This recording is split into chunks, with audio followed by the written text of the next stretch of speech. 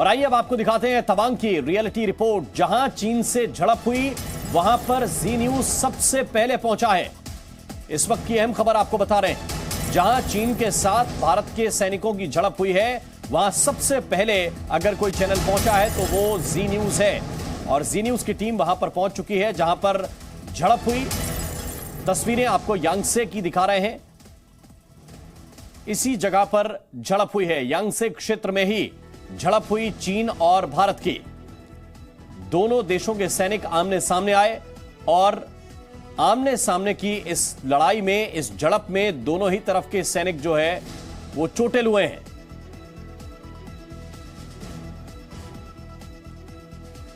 और इस वक्त सौमित सेन गुप्ता हमारे साथ ज्यादा जानकारी के साथ जुड़े हुए हैं, जो यांगसे पहुंचने वाले पहले रिपोर्टर हैं, पहले संवाददाता हैं इस झड़प के बाद।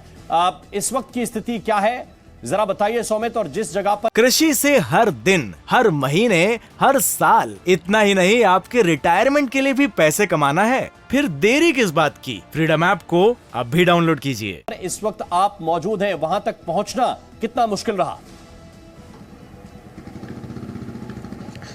देखिए, तवांग से करीब 3 घंटे की ये जर्नी है और काफ़ी मुश्किलों भरा राह रहा, क्योंकि रास्ते में कुछ ऐसे पॉइंट्स भी आ रहे थे कि जहाँ पर जो टेम्परेचर वो -8-9 तक जा रहा था।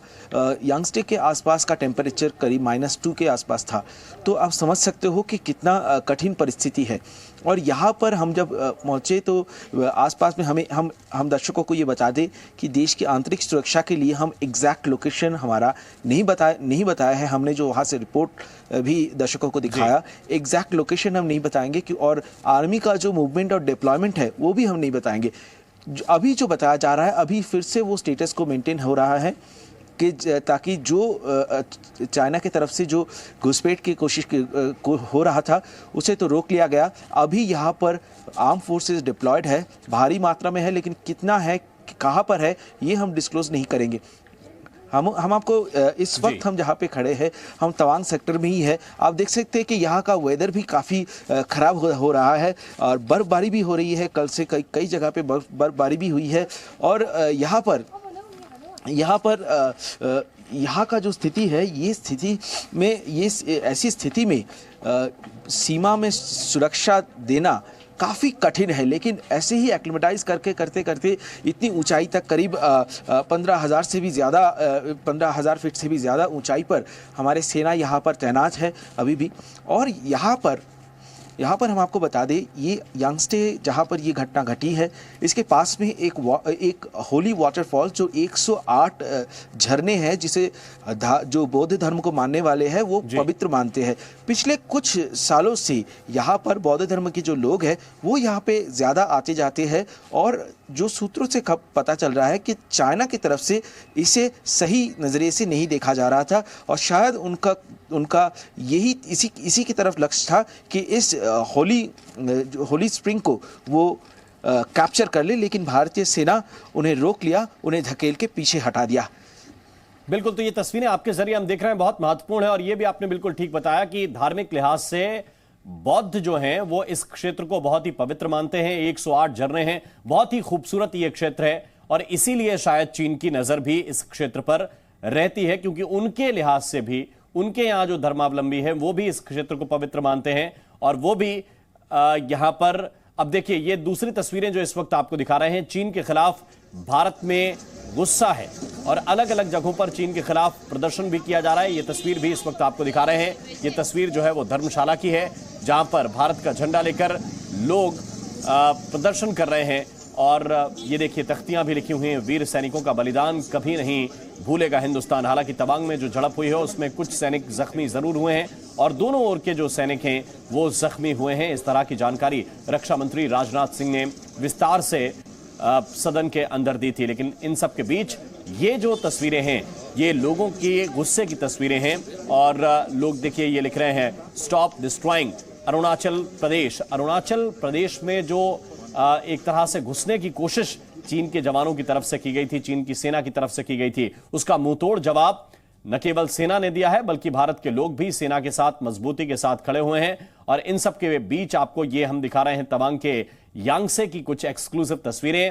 हालांकि जिस तरह सुमित इस वक्त बता रहे थे कि एग्जैक्ट लोकेशन हम डिस्क्लोज नहीं कर सकते सामरिक लिहाज से भी और रणनीतिक लिहाज से सेना के डिप्लॉयमेंट की जानकारी भी आपके साथ साझा नहीं की जा सकती, लेकिन आपको बता दें कि जी न्यूज इस वक्त मौके पर मौजूद है, उसी जगह पर मौजूद है जिस जगह पर ये झड़प हुई है और अब स्थितियां तनावपूर्ण जरूर है लेकिन नियंत्रण में है। सुमित सेनगुप्ता इस वक्त हमारे साथ लगातार बने हुए हैं, एक बार फिर से उनकी तरफ हम चल रहे हैं। सुमित, ये बड़ा सवाल है कि आप रणनीतिक लिहाज से और सामरिक लिहाज से ये तस्वीरें और जानकारी डिटेल साझा नहीं कर सकते, लेकिन लोगों की जानकारी के लिए इतना जरूर बताइए कि हालात अभी नियंत्रण में हैं या फिर चीन की तरफ से कुछ और भी किया जा रहा है।